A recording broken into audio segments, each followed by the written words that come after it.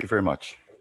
I guess I'll just proceed. So,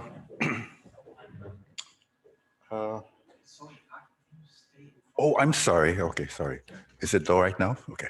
So I just wanted to say, well, first of all, thank you very much to Jan Plato for making me aware of the Resultate Grundlagen, and then also to encourage me to delve into it. So just to put it into context, I guess he, during this period of writing of the RG from 1940 to 1942, he concurrently was writing in the logic notebooks that was just discussed, and also in the Max Phil, in the early books of the Max Phil.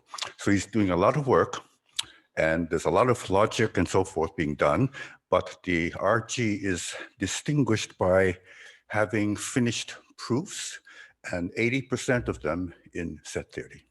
So I'd like to discuss those in context and put them into a larger framework of what he was doing with respect to other people that were working and what it would do for about the next 20 years after him. One could argue that what he produced there, if made public, would have speeded up set theory for about 15, 20 years. But anyway, that's maybe an exaggerated statement. Anyway, so I'd like to just say, first of all, that he in 1938 had published, well, he had written in 1938 the L monograph. It appeared in 1940, and you could see in 1942 in the Arbeitshefte some notes about the possible independence of the axiom of choice in some kind of type theory that I think it's not been fully understood yet. So it's between these two times that he wrote these 4 books of the RG, and they are continuously numbered from page 1 to 368. Now, if you go through them, it's kind of difficult at some points, but at a certain point on page 342, he falters. So he actually states a theorem, and there's a question mark to the right, and then it's actually false as far as we know today. And then after that, some things happen, and we get to some famous or rather infamous note that he made in 1970 about the possibility that the continuum is Aleph 2, and we could see it happening right through this work. So I'd like to just mention mainly the various things that come before and mention that as something. There's an internal structure to his argument, a kind of progress, and it's sort of a very isolated progress on its own, but it is remarkably broad, remarkably deep, and it refers to things he heard about, maybe sometimes actually read, but he actually reproduces a lot of proofs which are correct as far as I could see until he gets to this point. Okay.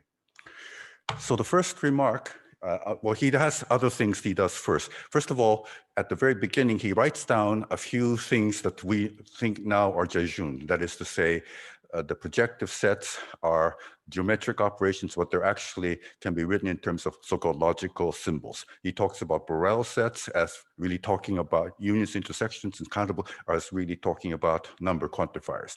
Now, all that seems okay with us, and we think it's quite familiar, but nonetheless, actually, it was only until 1948 that Tarski and Krotowski, and also Krotowski in another paper in the Fundamenta Mathematica, actually wrote these things down. And it was a novelty then.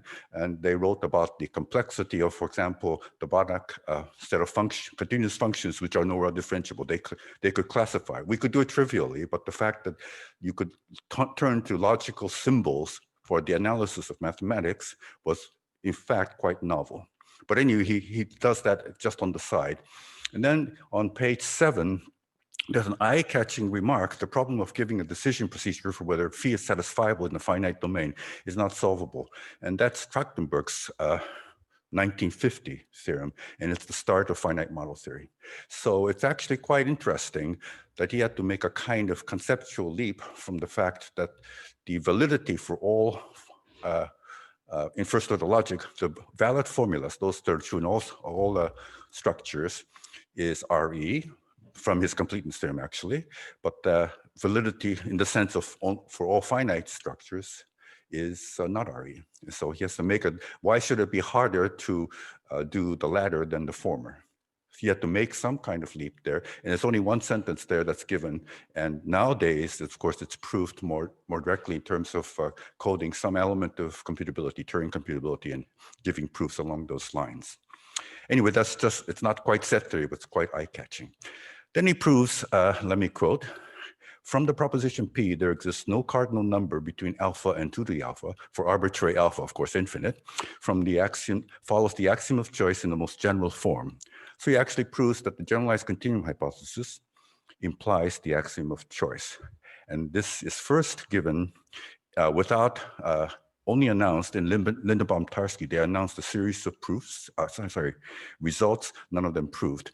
And it's only given a published proof in 1947. So he comes up with his own proof. And it's quite interesting. There's only really one way to prove such a thing. You have to have you have to well order every set. That's your task. So you order well order subsets. You well order subsets at a time. And it's just like in the Hartog's paper for getting the Hartog's LF. You take little bits of the sets, and you take equivalence classes on the order type of the well orderings that are possible. You take the supremum, and you hope that that's well ordered everything. And that's possible because of the fact that between kappa and 2 to the kappa and 2 to the kappa and 2 to the kappa kappa, 2 to the kappa and 2 to the kappa, there are possibilities of doing these kinds of things. And also there's he talks about reflective sets. At first, it's not clear what a reflective set is until I realized that it's what's called a Dedekind finite set. Those are infinite set. Those sets M, so that M plus 1 equals M. There's two cases in the proof, and it's just like in the Sierpinski. In fact, Gödel has a nice theorem about Dedekind finite sets that's absent in Sierpinski. Sierpinski has he contrives to avoid the cases for the Dedekind infinite sets, and then it's a kind of a trick. But Gödel is much more honest about it. But his theorem about this dilemma is a little bit harder to prove at first, and there are many cases about that. Then later on, he establishes remarkably penetrating results in modern terminology about securing cofinal branches through trees. So he doesn't talk about trees. Sometimes later, he talks about so-called ramification schema following, I think, Korepa. But at first, let me just mention something. He proves that if M is a set of functions on sections, sections mean it becomes clear the countable ordinals or initial segments of omega 1, such that M is closed under the taking of restrictions. So every function restricted is also in M. Every section is the domain of only finitely many members of M. So, and every member of M has arbitrarily further extensions in M. Then there's a function on omega 1, all of whose restrictions are on sections, are sections in M. So you're saying essentially a Koenig's lemma for omega 1 that you have finite branching at every point, then you're going to have all the way up to omega 1a branch. So then he asks, now this remark actually is going to be important when he talks about model theory of uncountable structures, which he does. So then he asks the question, does the theorem in the theorem, does finite, can that be replaced by countable? Right, so every level of the tree is countable. Well, can it be still a tree, a map going all the way up to omega 1 that puts together all these things? And then he says, then approximately equivalent with the ramification axiom, which I believe he took that terminology from Erdős. He had conversations in 1940 and so forth. Anyway, so he writes down a few things which are a little bit hard to understand. And finally, he gets to the following, which can be stated in modern terms as follows. There is a family of injective, that is to say, one-to-one functions from countable ordinals to omega. And these are, he says, they're coding well orderings of natural numbers. So exactly like in the GCH to AC type proof, they're coding natural numbers. So you could think of them as injective functions, as I did anyway, from omega, countable ordinals to omega, such that it's closed under the taking of restrictions. And every ordinal less than omega 1 is the domain of at least one, and at most denumerably many of such functions. Now, Crepa in 1935, his thesis in Paris with Frichet presented a construction due to Ehrenstein of a tree of height omega 1 with countable levels yet no cofinal branch. And such a tree is now known as an Ehrenstein tree. Here, Gödel constructs an Ehrenstein tree because after all, you cannot have something go all the way up because of the definition of omega 1 that Gödel pointed out that's the ordinal where you cannot push down to omega. So he has this classical sense of what he's doing. And for the experts, let me just say that this construction is better than Ehrenstein's construction in the sense it's much more thematic. And he is able to put together these things in a very careful way. And truth be told, it's actually a little bit of Gödel coding. So he uses a pairing function, whereas Ehrenstein had to do it inductively in some sense. And it's R embeddable. And if you just remove the limit points, it becomes Q embeddable. And so it's called a special Ehrenstein tree. So it's very, very close to a special Ehrenstein tree. And finally, it can be classified in the Todorcevich total classification of all special and so forth Ehrenstein trees in his walks on Cardinal walks in countable ordinals in 1990. Anyway, so I think if he had published that, I think it would have bettered the Ehrenstein tree construction, and it would give it more of a sense than this ad hoc nature of the Ehrenstein work. All right, so, but notice that it comes out of a certain kind of motivation about the combinatorics of what to do. Then he works on paradoxical decompositions. So the sphere can be decomposed into 4 sets, D, M1, M2, M3. D is countable, M1, M2, and M3 are congruent. And the union of 2 is congruent to a subset of the third. If you leave out a subset, but just congruent to, it's Hausdorff's paradox. But that's enough to prove that, in fact, what Hausdorff wanted to do, which is to show that there's no finitely additive isometry invariant measure in all subsets of R2. What Hausdorff does at the end of the Grundlagen is in an appendix, he actually makes sure that M1 union M2 is actually congruent to M3 or whatever the order. So he makes and that idea of actual congruence is taken up further by Banach-Tarski in their famous paradox.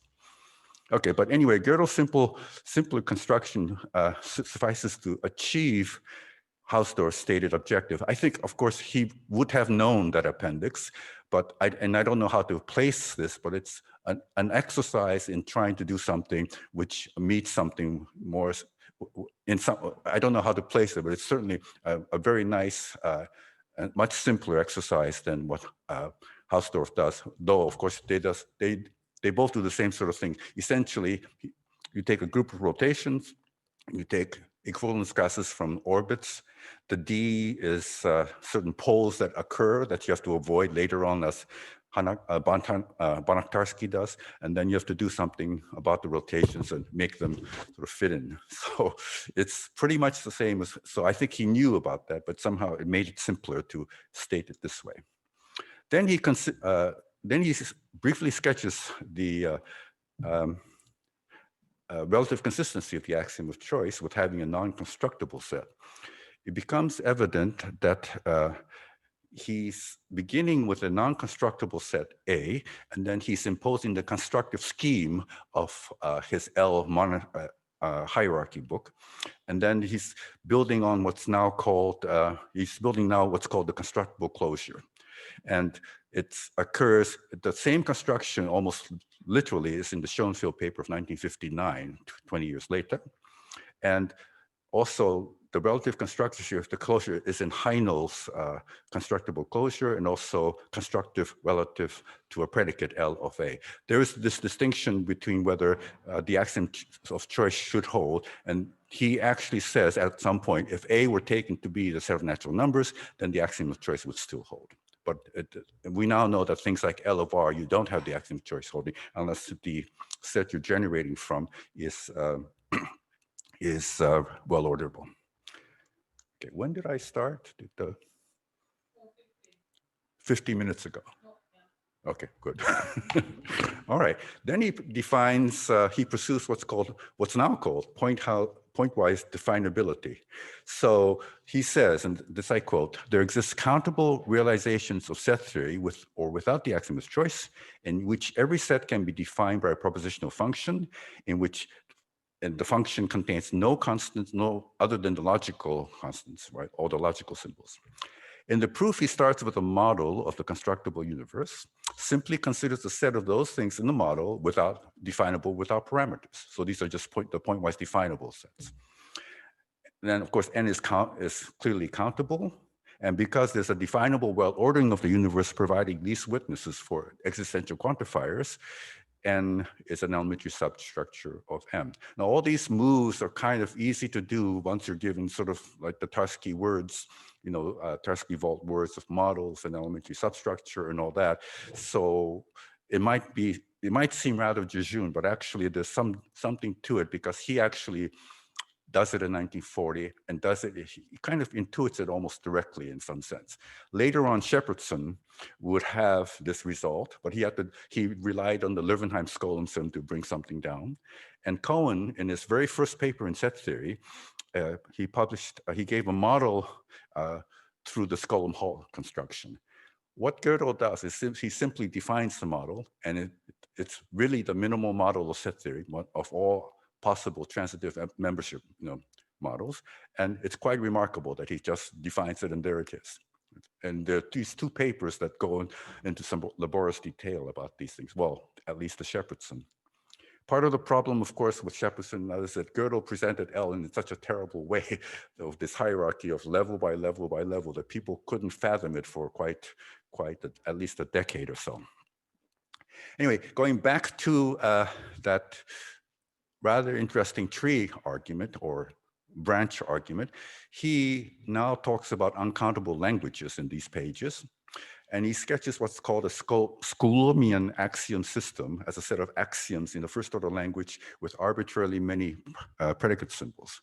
He considers, as in his completeness theorem, a Skolem nomoform expansion, and then having the same deductive consequences and proceeding to show how such a consistent expanded system has a model. While with the completeness theorem handling a countable language, he had just to construct an infinite valuation, just a branch through a tree like Koenig. He now has to do something more careful. He has to have some evaluation that goes much longer, but it's consistent with all finite variations along the way. So that's for that reason that he had to prove that result. And he proves it. Now he had to prove a kind of a better version of that in order to prove the entire theorem for uncountable languages. So he affirms now what's called pretty standard in model theory for uncountable languages. In fact, indeed, uncountable languages and countable languages don't make that much of a difference anymore. So theorem 17 is compactness. Theorem 20 is the downward Löwenheim-Skolem theorem. And theorem 19 is the upward or upper Tarski Löwenheim-Skolem theorem. And all these things Maltsev did in 1941. And the problem of all of these things was at first that actually when you have to do the Skolem expansion and all these things, there's a problem of how to put together this long evaluation. All that admittedly is going to be eliminated by the Henkin proof of 1949. Then all these things can be done uniformly. But anyway, it's interesting that the tree idea or the ramification idea comes in. He proves this, and then this goes off and proves something quite basic, the existence of an Ehrenstrand tree. Okay, now later, again, still in 1940, he proves certain results which become very important for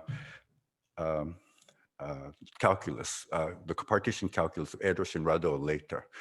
So these are theorems that I state in modern language, and it's pretty close to what he stated as well. If X is a set of cardinality bigger than 2 to the kappa, he would say greater than, he had a line over the power set of a set. So that's, you could see right away what it is. And the pairs drawn from X are partitioned into kappa classes, then there are distinct A, B, and C such that A, B, and BC are in the same class. So that may be very weak because later on, of course, Erdős proves there's a whole homogeneous set of size, very large size, which is in one side or the other. But anyway, the next theorem, he says that if you replace the bigger than by equal, then there's a counterexample. And it's sometimes known as Sierpinski counterexample. Anyway, and then on to the next theorem, he demonstrates that he actually doesn't know the Ramsey the Ramsey theorem. So he made a review actually of a paper of Skolem in which Skolem was talking about Ramsey's paper, but he doesn't actually know that the infinite Ramsey theorem is there. The finite Ramsey theorem is there, and he gives some version of some of the few Ramsey numbers at the very beginning. And I didn't talk about that. But anyway, here he talks about an infinite set and pairs drawn from it, and you partition it into finitely many classes, and you could find a little triangle in one, right? Now, the next theorem he establishes, and this I think is the important thing, he establishes the Erdős-Radal theorem in a simpler way. The Erdős-Radal theorem first really appears in 1956 in a form of a calculus, and Erdős proves it in 42 in a certain way, and then he needs the ramification lemma and so forth, and it's made systematic in the 56 paper. So he talks about the cardinals, the Bethe numbers, and he shows inductively by stepping up lemmas and so forth that if you have something past the Bethe numbers, then the n element subsets can be partitioned. And then if they're partitioned into kappa classes, then there's an n+1 sequence so that the first n and the second n are in the same class. So that's actually very weak because Erdős and Radal would get a whole bunch of things in one class. But it does occur, this shifting, when you talk about much later in the hierarchy of large cardinals, subtle cardinals, that you only have finite sets and they just shuffle over once. Of course, this is not the context that he has.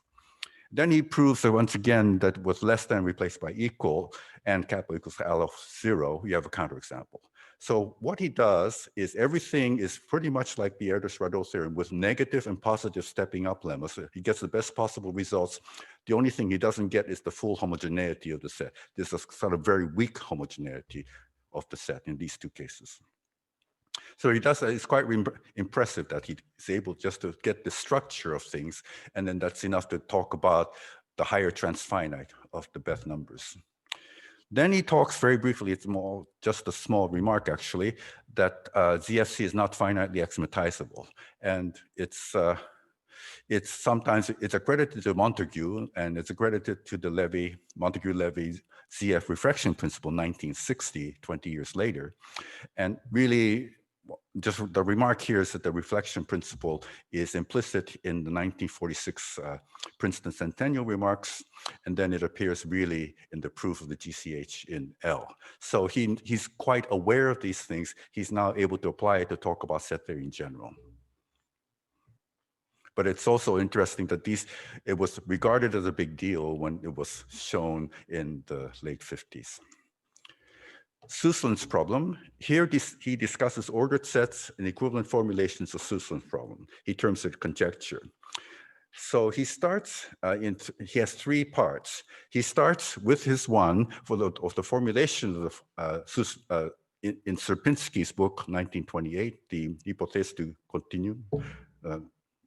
Well, I forgot the title at the moment. But anyway, every Dedekind continuous and dense without first and last element set, and the Sussland property, which is the countable chain or countable anti-chain property, that every family of disjoint intervals is at most countable, then it's going to be similar to the ordering of the continuum. So he makes certain kinds of gestures which are going to be, and were made by Kurepa in that thesis of 1935. He gets just to ordered sets, and he talks about being separable, and it sort of makes it more abstract. Now, the point is, yes, that was done by Kurepa, and it's also done by Gödel, but Gödel makes a kind of interesting accomplishment. He doesn't solve the problem, as it would not be solved for quite some time until forcing arrives, but he does make a sort of reduction that becomes important for the theory of Sussland's problem, and it's it only becomes clear in a paper of Edwin Miller in 1943 that it can be thought of as just something about ordered sets and the countable anti-chain condition. So it's quite interesting that it's a kind of progress that he makes, which is much bigger, it's quite dramatic in a sense at the time past the Sierpinski characterization treatment. Then he shifts somewhat temporarily, because I'll talk about the other things surround, to cardinal arithmetic, and he has a nice result of Tarski that he proves.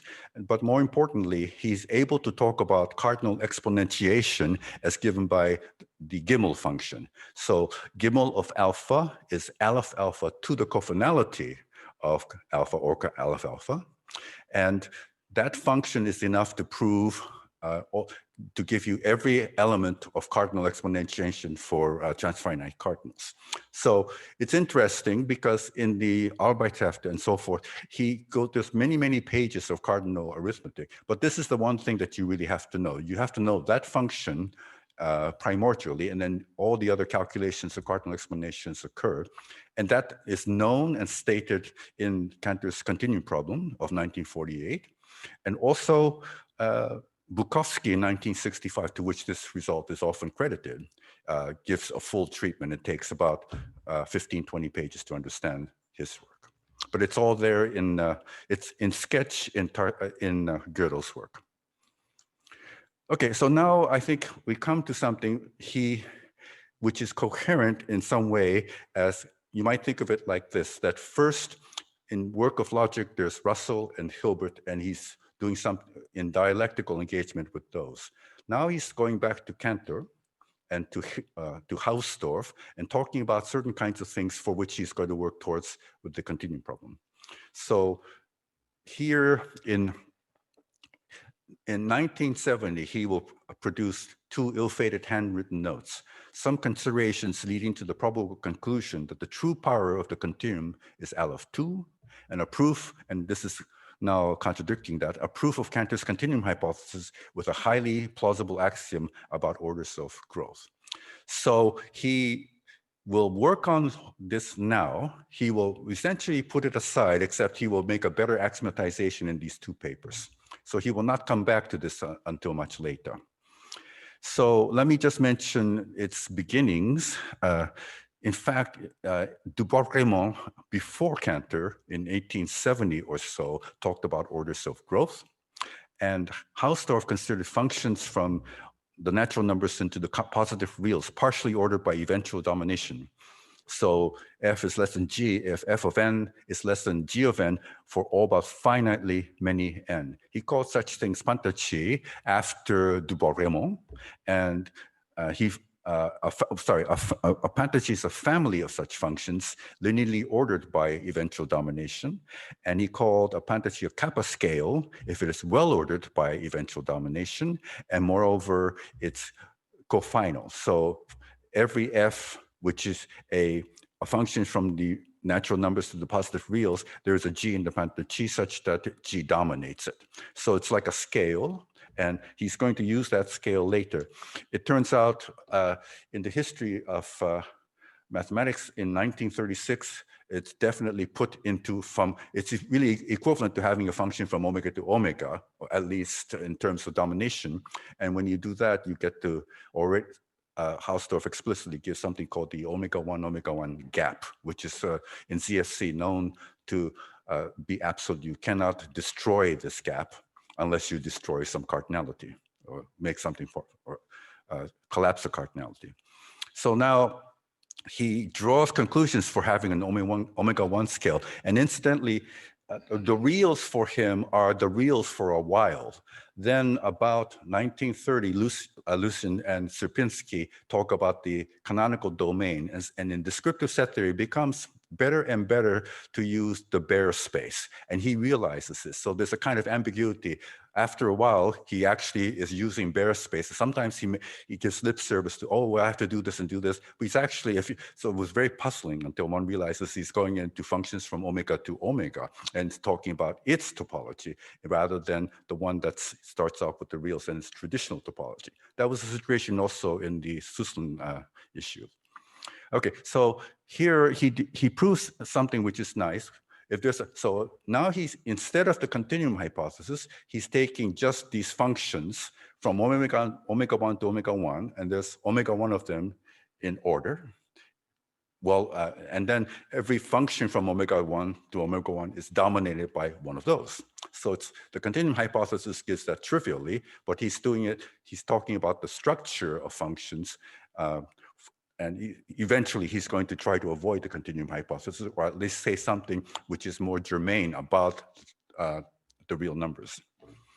Okay, so he proves that if there is an omega 1 scale, then the unit interval is the union of aleph 1 meager sets, the countable unions of nowhere dense sets from or sometimes called first category sets. So you could total up the whole. Now he's talking really about the reals, but you could see it obviously from omega to omega. Then he talks about several things, and then he comes to saying, well, I think from looking at that proof, it's plausible to suggest these two things as sensible axioms. First, that there is an omega 1 scale, and he's going to avoid the continuum hypothesis, sharpening the failure of the continuum hypothesis. And here he says, there exists for any set M of cardinality, let's say less than the continuum, and a function from omega to omega that differs from every member of F in all but finitely many places. So if you have a small family, you can always find a function F, which is almost different from any one of those things in the family. Okay, so the version, well, there's some technicalities there, but let's go on. After providing several justifications, so he talks about certain ideas of why we should take number 2, he speculates that it might even follow from the failure of the continuum hypothesis, providing possible proof ideas, of which the last 2 are quite eye-catching, at least was to me. One says, one proves, so he's trying to prove number 2. One proves as a lemma that each system of sets of whole numbers, let's say natural numbers, that cuts every infinite set, we now call such a family a splitting family, has the cardinality of the continuum. And then number 4, to prove every saturated system of almost disjoint sets, now we call such a family a mad family, maximal almost disjoint sets of whole numbers has the cardinality of the continuum. So he's saying, and I'll mention it, maybe it's here. Yeah, so he's saying that actually something we know very well now, the certain cardinal invariants have to be the continuum. And he's able to talk about his axiom in terms of these other combinatorial principles. Let me say on that score that Bernays and others have talked about the quasi-combinatorial aspect of set theory and work in mathematics. He's actually revealing himself to be a very sophisticated combinatorial set theorist. He's not talking about the continuum hypothesis and so forth. It's a matter of logic. He's talking actually about the detailed analysis of the continuum with functions and reals and so forth. Okay, number 1 amounts to the dominating, there's something called the dominating number, and that there's an omega 1 scale is equivalent to the statement that the dominating number is aleph 1. And then his theorem star, which I alluded to, amounts to saying that the covering number for meager sets is less than or equal to delta. D.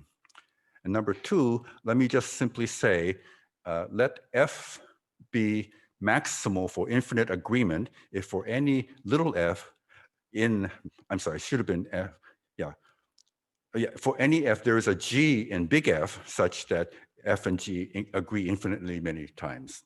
So that's just denying the fact that what he was saying before, it gets large enough so that happens. So it turns out that non-M, which is equal to the smallest cardinality of a family of maximal with respect to that notion, is actually,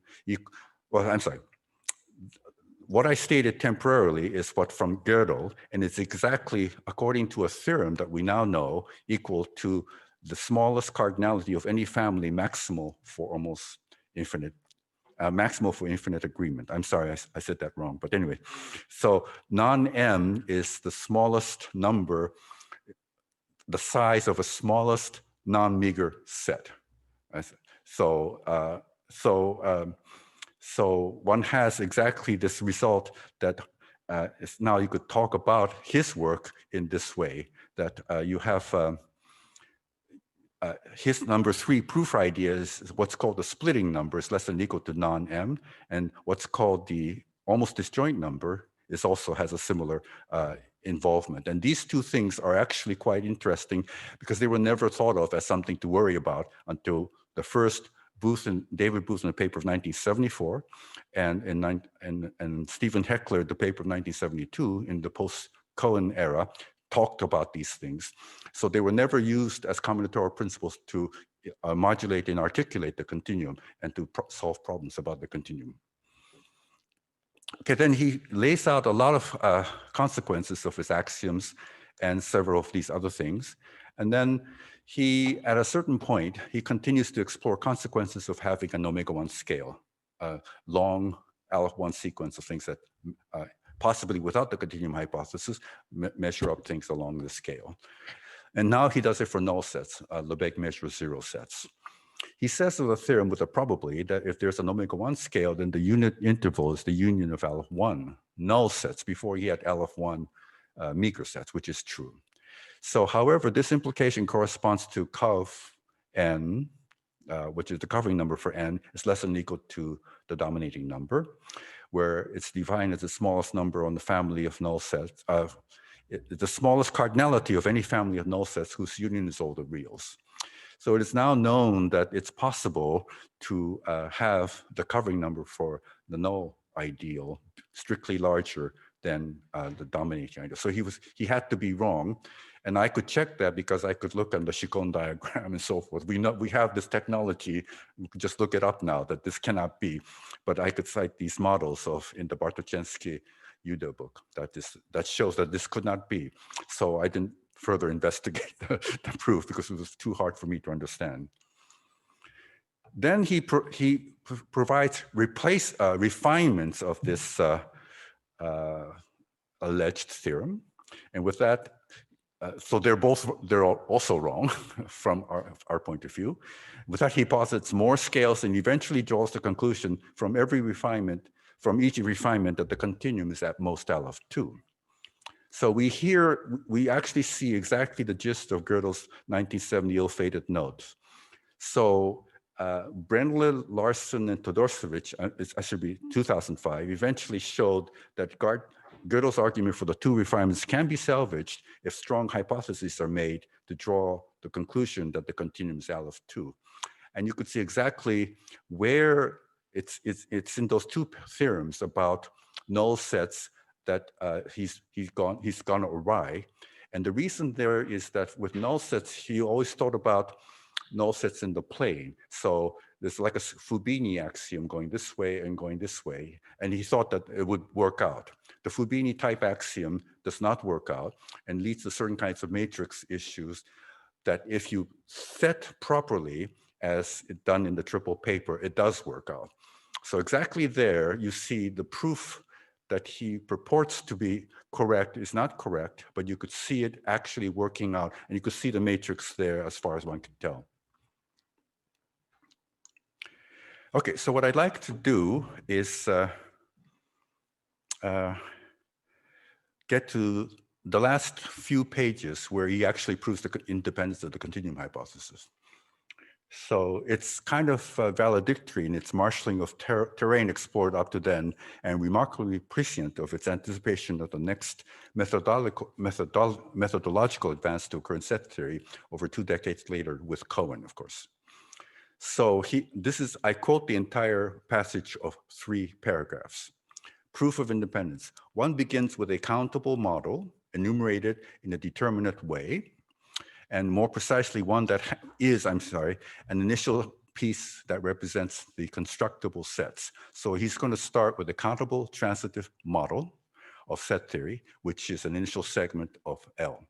Cohen does exactly the same. And for various reasons, then one changes the construction by setting up for each alpha less than omega k for at every second place a new set of whole numbers. So all he's saying is just he's going to interlace the construction of L, the constructible hierarchy, out of which the initial model is made. He's going to put in some other things. It doesn't matter exactly where he puts them, actually. This is determined through a set of whole numbers U, which we take in addition to the dependence on the ordinal numbers, mapped or whole numbers. Okay, oh, before that, I'm sorry, I should say it's very important, and it's also important for Cohen as a desideratum for his forcing, that the ordinal number of the height of the countable model is to be maintained. It's not going to go higher. It's very important in his proof and in all proofs, as we'll talk about later about enforcing. You don't raise the height of the model. Okay. So all these things are quite important, and they occur because he had acquaintance with the minimal model and how he could possibly extend them. There is one antecedent for this kind of idea, and that's in Skolem. He studied the long Skolem paper, where Skolem 2 proposed providing the independence of the continuum hypothesis by extending a countable model somehow, but that's all he went. Here, with his mastery of definability, he's able to go much, much further. So if you read it carefully, the set of whole numbers U is intended to code, of course, a lot of sets of natural numbers to violate the continuum hypothesis.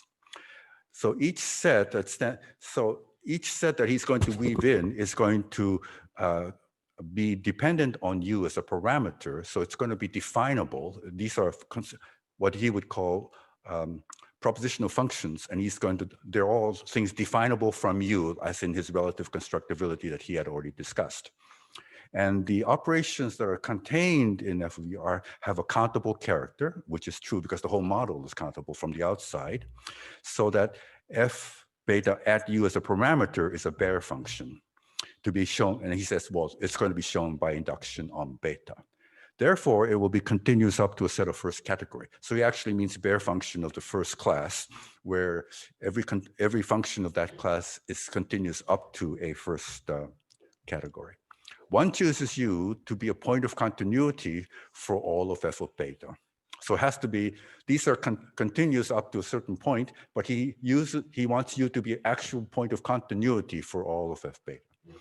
So this is precisely where Cohen does something to actually enable something. To have a point of continuity, it would have to depend on certain finite aspects of the construction. And he implements that by having the notion of genericity. So he's able to weave satisfactions into the model by having a forcing relation that builds U so that this actually will happen. So one chooses U, he's asking that this be done, but it can be done with Cohen forcing. It's exactly that sentence where he cannot fill, and Cohen does. Then he says it's sufficient to show that no well ordering given by F of A is greater. So he's able to show it cannot go past 0, the height of the model. Now, he doesn't say why he cannot do much more than what's there, but he does say, now a theorem holds by which the values of an everywhere continuous function that are ordinal numbers have a bound less than omega 1 that depends only on the function. And then he says a few things which refer actually to what would have to be the case in a Brauerian approach to the continuum where you have choice functions. Also, it's actually true that this is the case because of the famous result of Lucien Sierpinski 1923 or something, the boundedness theorem for analytic sets. So if you map an analytic set into codes for countable ordinals, the countable ordinals have to be uniformly bounded. All right, so that's the result. Every analytic set is the image of a continuous map from the continuum. So if you know that result, and he seems to intuit it, or he proved it, or he knows something, I don't know, but he cites it, and he seems to be saying that this is a theorem that is, et cetera, without, again, citing anything or saying what he knows. the proof of the theorem is formalizable in set theory and so forth.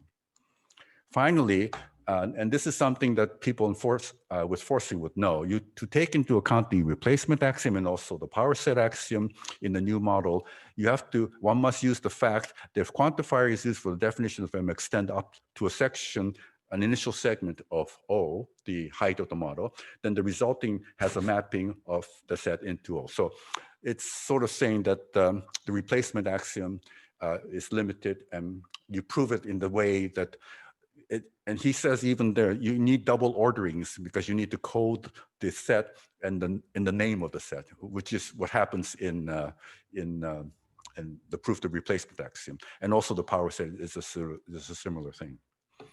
Right, so I think it's quite interesting that he goes all the way up and in a few pages, but at the end, he's able to actually write down something, if you think about it very carefully, is very close to forcing.